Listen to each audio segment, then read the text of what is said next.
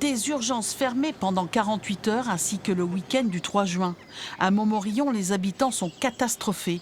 La population est vieillissante, les urgences sont indispensables. Cécile Bourri, une ancienne infirmière de ce service, juge la situation regrettable.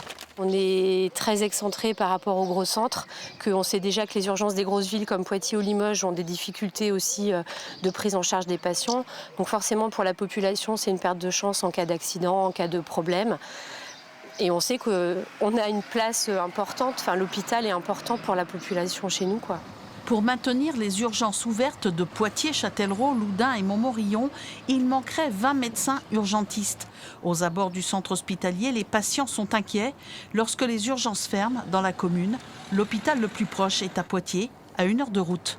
C'est la catastrophe pour tout le monde. C'est sûr qu'on n'est pas content. Personnellement, on a eu affaire aux urgences récemment. Heureusement qu'ils étaient là.